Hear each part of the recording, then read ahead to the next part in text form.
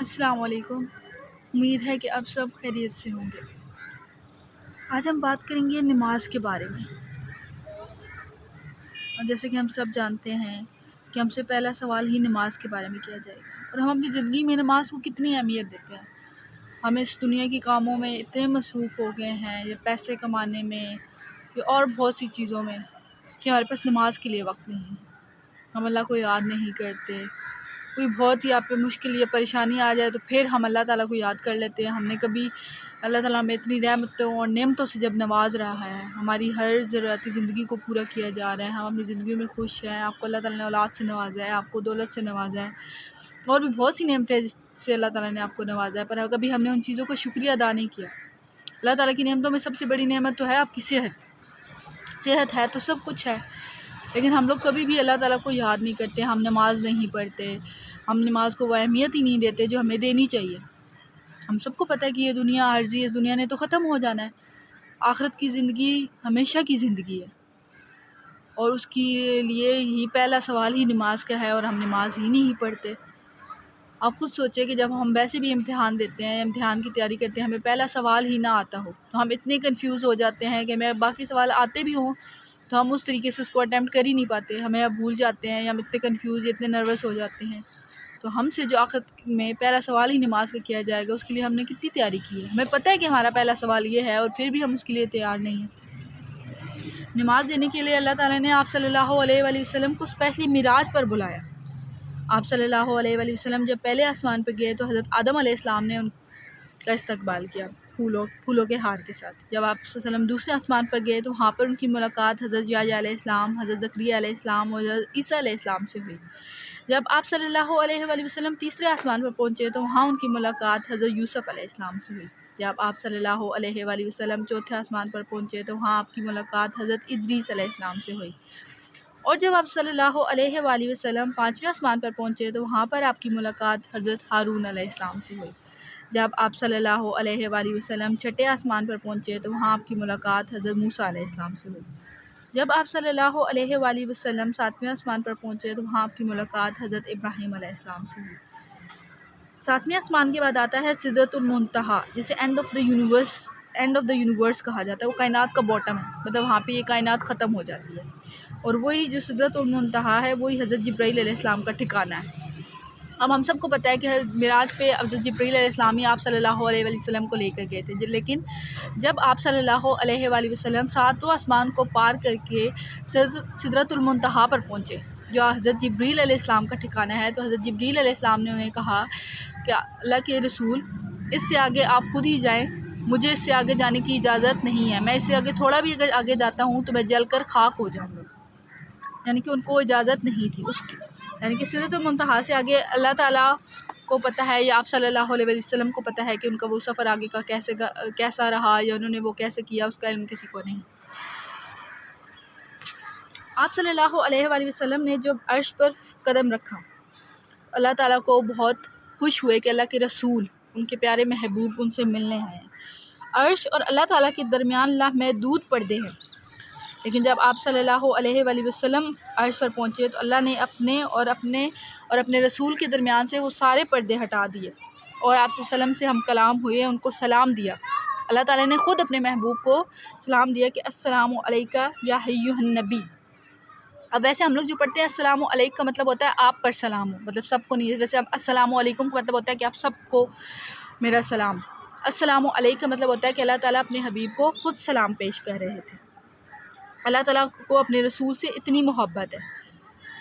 آپ صلی اللہ علیہ وآلہ وسلم نے فرمایا، مطلب یہ پورا واقعہ ہے، میں آپ کو زیادہ ڈیٹیل میں نہیں بتا رہی، کچھ باتیں بتا رہی ہوں، کیونکہ مین جو میرا ٹاپک ہے میں آپ کو نماز کی اہمیت کے بارے میں بتا رہی ہوں، کیونکہ نماز کا تحفہ آپ صلی اللہ علیہ وسلم کو اللہ تعالیٰ نے معراج کے سفر پر ہی دیا تھا، تو اس لیے تھوڑا سا اس کا ریفرنس دے رہی ہوں، بیچ میں زیادہ ڈیٹیل میں نہیں جاؤں گی، تو باقی آپ کو میں نماز کے بارے میں بتاتی ہوں۔ میں تھوڑا بہت میں نے کہا میں آپ کو بتا دیتی ہوں، تھوڑا آپ کو بھی علم ہو کہ اللہ کے رسول جب معراج پر گئے تو ساتوں آسمان سے جب وہ گزرے تو کون سے آسمان پر کون سے نبی سے ان کی ملاقات ہوئی، کس آسمان پر کون سے نبی سے ان کی ملاقات ہوئی، وہ تو آپ نے سن لیا ہوگا۔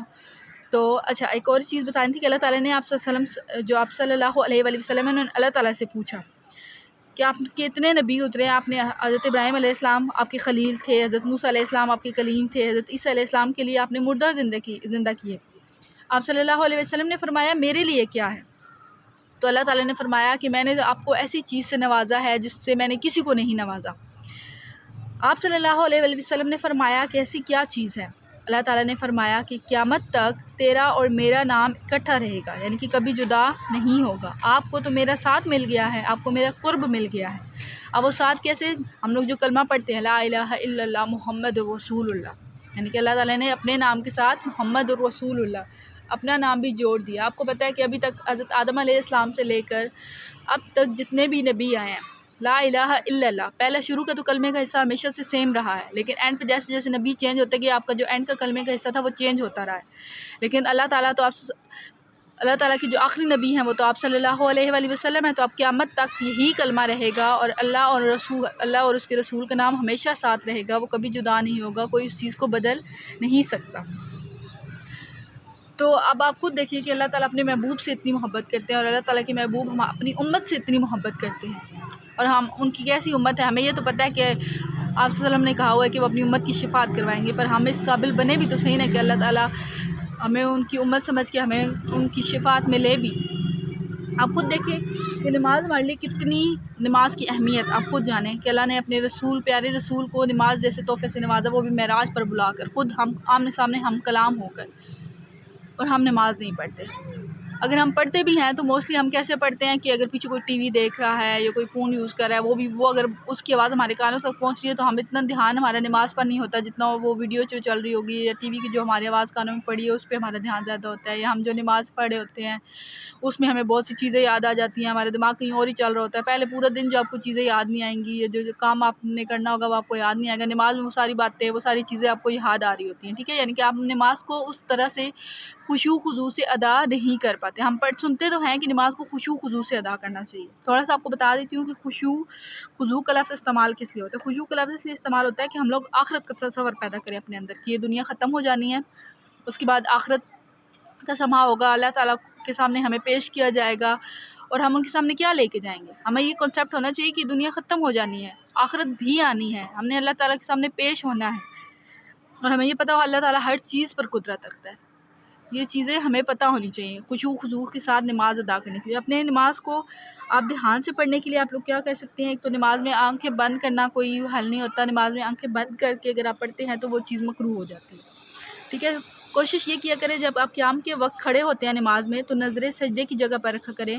یہ سوچا کریں ذہن میں کہ ایک دن ہمیں اسی زمین کے نیچے جانا ہے. پھر آپ جب رکوع کرتے ہیں تو رکوع کے وقت اپنے پاؤں کی طرف نظر رکھا کریں، اس پاؤں کی طرف دیکھا کریں، کیونکہ جب ہم لوگ فوت ہو جائیں گے یا فوت ہوں گے تو ہماری جو جان ہے وہ ہمارے پاؤں سے نکلنا شروع ہوگی.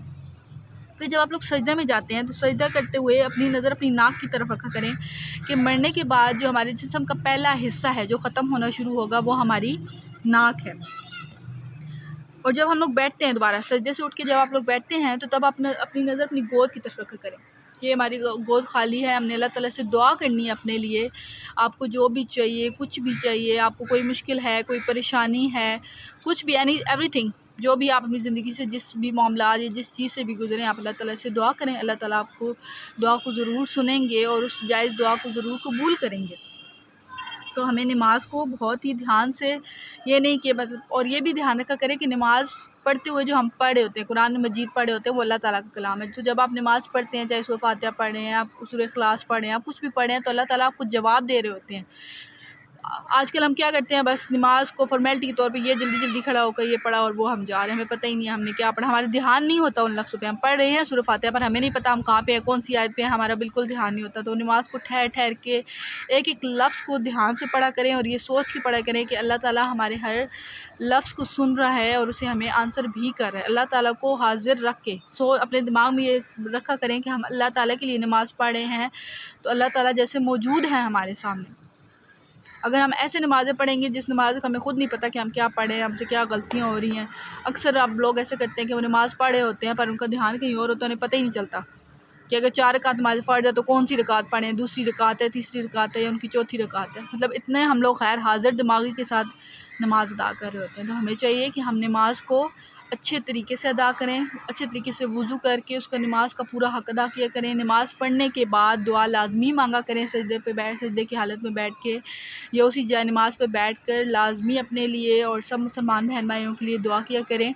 کیا پتہ آپ کی دعا کس کے حق میں قبول ہو جائے۔ امید ہے کہ آپ ویڈیو دیکھیں گے، اس کو سنیں گے اور دھیان سے سنیں گے، اور ہو سکے تو ان چیزوں پہ عمل بھی ضرور کیجیے گا۔ آپ کا بھی فائدہ ہے اس میں اور ہم سب کا بھی فائدہ ہے۔ میری اس باتوں کو سن کے اگر آپ میں سے کوئی بھی ان چیزوں پہ عمل کرتا ہے یا کسی کے بھی نالج میں اضافہ ہوگا تو اوبویسلی مجھے ثواب تو ملے گا اس چیز کا، کیونکہ اللہ تعالیٰ نے تو یہی فرمایا نا کہ جو شخص ایک تو قرآن سیکھے اور پھر دوسروں کو بھی سکھائے تو اس کا ثواب ملتے ہی ہے۔ اس کو جو اچھی بات بھی آگے پہنچاتا ہے، خود بھی عمل کرتا ہے اس پہ اور اس کو بھی آگے پہنچاتا ہے، تو اس کے لیے بھی ہم پہ ثواب ہے۔ تو اللہ تعالیٰ یہ ثواب کمانے کی توفیق مجھے بھی عطا فرمائے اور آپ لوگوں کی بھی عطا فرمائے۔ مجھے بھی اللہ تعالیٰ نے وقت کی نماز کو خشوع و خضوع کے ساتھ ادا کرنے کی توفیق عطا فرمائے، اور آپ لوگوں کو بھی نماز پڑھنے کی توفیق عطا فرمائے۔ اور امید ہے کہ آپ لوگ ان چیزوں پہ ضرور عمل کریں گے اور اپنی آخرت کی فکر بھی کریں گے۔ دنیا تو چلتی ہی رہے گی، یہ دنیا ہمارے لیے ایک امتحان ہے، یہ تو جیسے جیسے گزر ہی جانی ہے۔ بس ہمیں آپ لوگوں کو ایک چیز ذہن میں رکھنی ہے کہ بس ہمیں اپنے اللہ کو راضی کرنا ہے۔ آپ نے اپنے اللہ کو راضی کر لیا تو بس دنیا آپ کی ہے، آپ کو اور کسی چیز کے پیچھے بھاگنے کی ضرورت نہیں ہے۔ بس اپنے اللہ کو راضی کر لیں، باقی ساری چیزیں خود بخود آپ کو ملنا شروع ہو جائیں گی۔ شکریہ۔